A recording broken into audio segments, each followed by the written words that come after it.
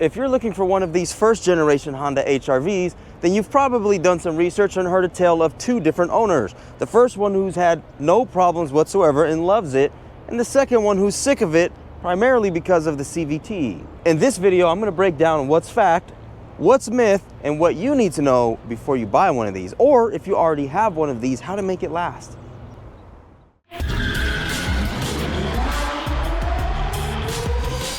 This is Honda's global small car platform, and it shares the same chassis or unibody as the Honda Fit or the Jazz. It also has the exact same motor as the 9th gen and even the 8th gen Honda Civic. Of course, with updates, some of the 8th gen Civic motors had problems with the block cracking, and a lot of those were all resolved by now. But it's the R18Z9, which is pretty much the same as the R18Z1 from the 9th generation Honda Civic. These engines have been around since the mid-2000s, giving Honda plenty of time to perfect it, which they did. This is a 2019 model, RU5, which is the front-wheel drive version. The RU6 is the all-wheel drive version, which I'm actually glad that they made in these.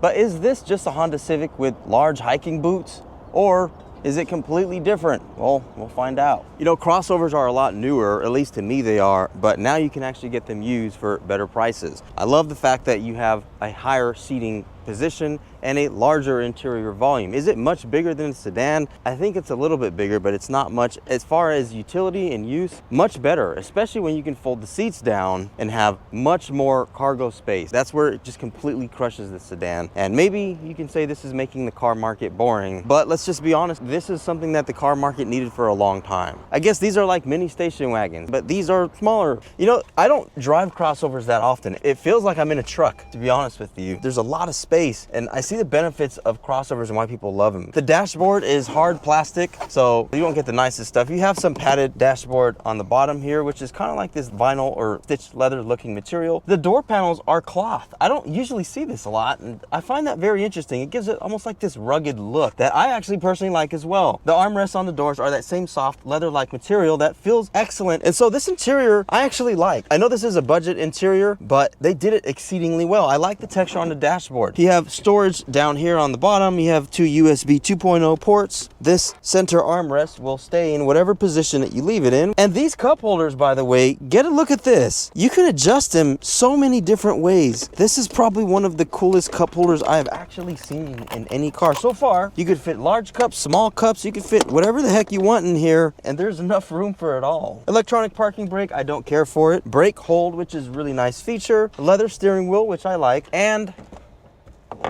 whoa, these visors are tough, man. This is a 2019. It's got about 140,000 miles on it, and this one doesn't have a sunroof, so you don't have to worry about the leaking problems that some of them do experience. The drains will get plugged and water will end up on the passenger side floor. I like the infotainment system. It's very simple. This actually gives me S2000 vibes. I really enjoy the interior. This is actually a really nice place to be.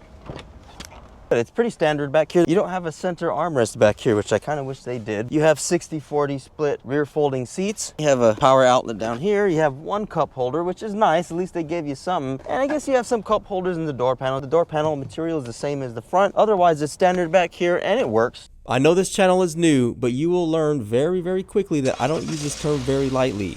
This R18Z9 motor is one of the best motors of all time. This puts out 141 horsepower at 6,500 RPM and 128 foot-pounds of torque at 4,300 RPM. It's got a 10:6:1 compression ratio, and paired with the Honda HRV, it gets 28 miles per gallon in the city and 34 miles per gallon on the highway, while the all-wheel drive gets 27 city and 31 highway. It's the same motor that was used in the 2006 to 2011 Honda Civic, the 2012 to 2016 Honda Civic, and this one uses the same type of engine. The last number is slightly different, R18Z9, primarily because of small differences like maybe the tuning is different. Otherwise, the core long block is the same. This will probably be the easiest segment of the video I have ever done because this is a very reliable engine. The R18Z9 is the same as the R18Z1 in the 2012 to 15 Honda Civic, the 9th generation. There's a few differences. Some of the supporting components are not the same, but the engine itself is. The problem problems aren't much. It doesn't have timing chain tensioner problems,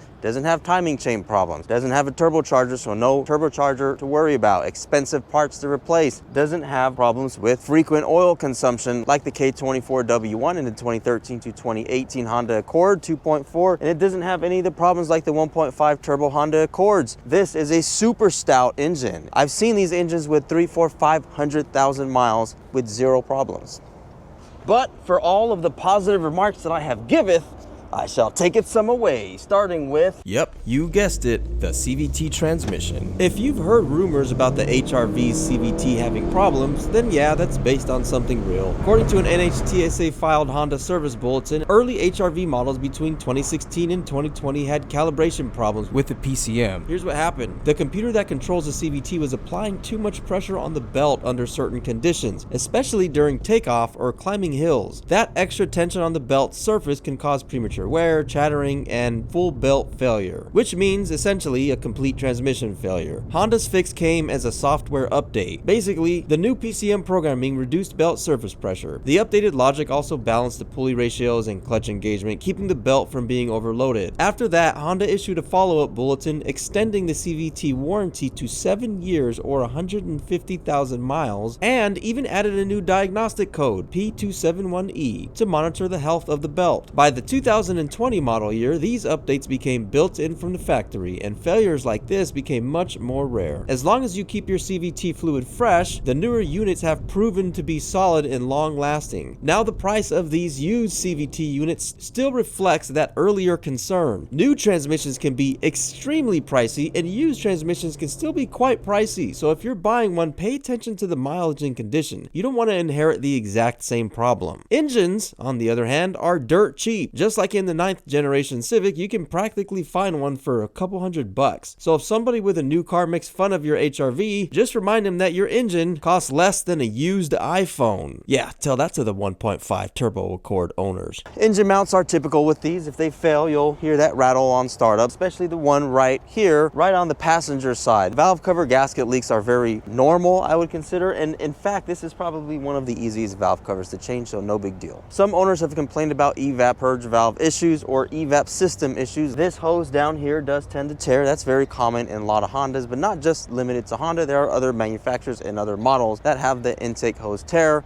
and inspections will find it before you do, so make sure to check that. Very easy, simple $20 repair. The serpentine belt tensioner on this one also has the loud rattle, and it can make noise, and you might have to replace it, which is honestly not that big of a deal. It's almost regular maintenance after a certain point. The oil control or the spool valve as well can also have problems, and you can get codes related to that. If you have those problems, you will have to change the spool valve. Changing your oil on time can help. These will last. Just take care of them. That's it. As far as the suspension goes, it's pretty standard. There's nothing out of the ordinary that I see that seems to be wildly expensive or a huge burden. This seems to be pretty typical of most cars, regular wear and tear. Make sure to check your components and change them when necessary. There was a scare with the rear differential. There was a federal investigation opened after reports of differential lockups at highway speeds, but that investigation was eventually closed with no recall issued. From what I've seen in owner forums and social media groups, there isn't much negative sentiment about the all-wheel drive system overall, which suggests that problem was likely isolated or rare rather than widespread. Still, if you're buying or maintaining one, it's worth taking a minute to inspect the rear differential for leaks and change the fluid on schedule. That's the best way to prevent any future problems. The body and paint on the HRV are generally solid. No major rust issues, no chronic panel problems, and structurally they're pretty good.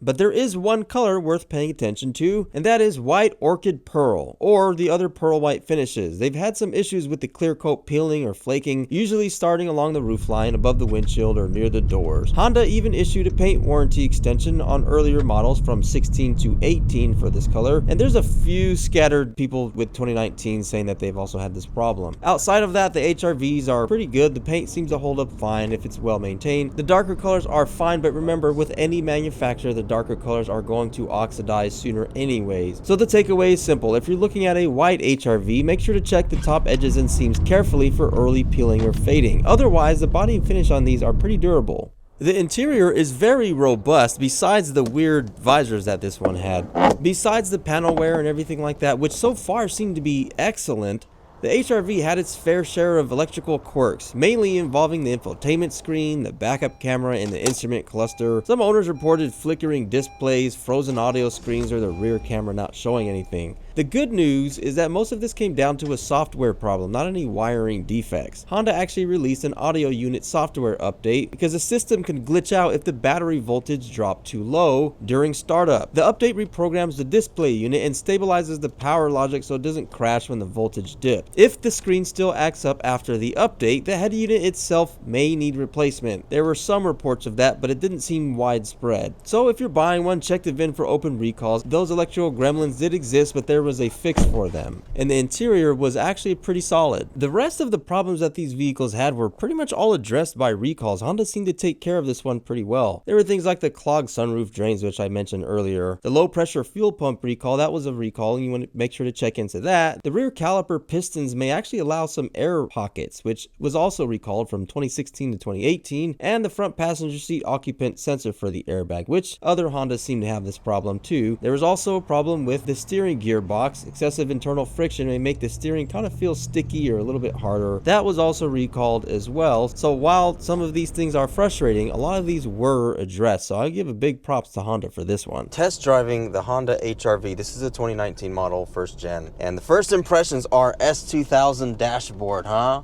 It gives me S2000 vibes. I don't like the e-parking brake. I can't stand any of the e-parking brakes. The brake hold I like though. The brake hold I really like. You can let your foot off the brake at a light. I love that. You know, I don't know what it is with Honda. Throughout the years and the decades, no matter what, when you get in a Honda, you can feel the difference. And I can't tell what it is, if it's maybe a little bit more road noise or the way it goes over bumps. It just, you know it's a Honda. You know Honda built it. And it feels just dramatically different than anything else. It's a little bit more sporty, a little bit more firm. I've always been a fan. I mean, I've been driving my 97 Honda for almost 20 years now, so I would know. The power is very lacking. It's typical with the R18 motor. This motor has been around in production since mid 2000s actually. It's been around for a long time and it has been perfect. It has small problems like the serpentine belt tensioner and the VVT spool valves, but really this is as reliable as it gets. These engines will go for as long as you maintain them. The downside is they don't have any power. You really got to get your foot into it to get the thing moving. Honestly, it does feel like a Civic with heavy boots. I think a lot of people really have to think about what they want in a car long term, and that is, do you want it to be fun, sporty, and have lots of power on demand and the whole 9 yards, or do you want it to last a long time? This engine will last a long time. It just doesn't have a lot of the power. The cloth door panels really kind of give it a rugged, almost 90s feel to it. Kind of simple, but I don't dislike it at all. It feels like a car, and it has the height of almost like an SUV. I don't drive a lot of crossovers, so to me this feels very big. Yeah, this is so car-like.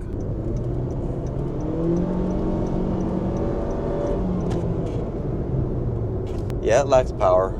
It isn't the worst. You know, honestly, a lot of these cars that lack power, you get used to them after a while. You know the limitations of the car. I like it. It's sporty, it feels good. The CVT transmission is nice and responsive. I like it. And so that makes the Honda HRV. This one was a 2019 model year, but we're looking at between 2016 to 2022. Those model years used the R18 1.8 engine, and they were super reliable as far as the engine went. The transmission was a different story, but we went over what happened with it, the extended warranty, and what's out there. The engine, of course, R18Z9, is going to get a score of 9. I don't even like to mention this, but those are probably engines you can get away with poor maintenance, though I would never recommend it, ever. The R18 is legendary. The transmission is going to get a 5. Honda did step up and fix this problem, but there was a lot of people that had to pay out of pocket to get these transmissions replaced. New transmissions were $7,000 or $8,000. If you wanted to get a used transmission, you're looking at $1,500 to $2,000 or more. And keep in mind, these used transmissions might have the exact same problem, so it's really dicey dealing with that. They did issue the fix, but there's still risk when it comes to that. That's going to take half away from this score. This is going to get a 5 because that's a pretty big burden. The suspension is going to get a 9. I wanted to give it a 10, but reality is there's no such thing as perfect, but it was hard to find fault. I did find some knickknacks, like people having to replace some of the CV axles, but that was it. There's the rear differential. There was a scare in the federal investigation, which closed with no results. There were reports of rear differential leaking, which I didn't talk about. Well, it's kind of obvious. You got to check your car, either have it inspected or just get underneath and take a peek to see what's going on. Otherwise, the suspension is pretty solid. I'm going to give it a 9. Repair cost and DIYable. Yes, it's DIYable. Repair costs aren't too bad as far as how hard is it to service, but the parts, especially the transmission, knocks it down. You know, the engine plays a very positive role here because they're dirt cheap and you can get them for like $200, and I wouldn't be surprised if you could find one for $100 and something. The transmission is quite expensive, and it actually reflects a high demand for replacing these transmissions. It kind of leaves owners stuck on what to do. You got to start weighing your options out. Do you want to get a used one? Do you want to try to rebuild it? There's a lot going on here, and the demand for these used transmissions speaks for itself. I'm going to give this one a 6. Interior wear and tear, I'll give an 8. The interior is pretty straightforward. There were the infotainment glitches and all the other weird stuff that was going on, but otherwise, the hard plastic dashboard, while it may not be nice, lasts a long time. I really like the cloth door panels. The visors were kind of funny. It really made me uncomfortable pulling the visor down. It felt like I was going to break it. Honda is not a stranger to broken visors. By the way, I have visors in the description. They're aftermarket visors, so just a heads up, but I do have visors for those that want to replace your visors. Body and exterior, I'm going to give a solid 7. It's good. This car isn't very old, and this score reflects that. Honda has always had some clear coat peeling problems, but it seems like they've upped their quality in general. The white color, however, or the pearl white, has had some peeling on the roof. Dark colors like black inevitably are going to wear no matter what. No matter what manufacturer it is, they can't withstand the sun beating down on them for so long. So look out for that. I'm going to give the body and exterior a 7. And totaling all the scores up, considering interior and exterior are half weighted, brings the score to 7.3. Pretty good, better than I expected. The CVTs are frustrating, but there's workarounds. If you're in the greater Sacramento, Elk Grove, California area, I would love to review your car. I'll be leaving my email in the description below. Hey, thanks for checking this channel out. There's a lot more coming. Make sure to like and subscribe, and I'll see you in the next video.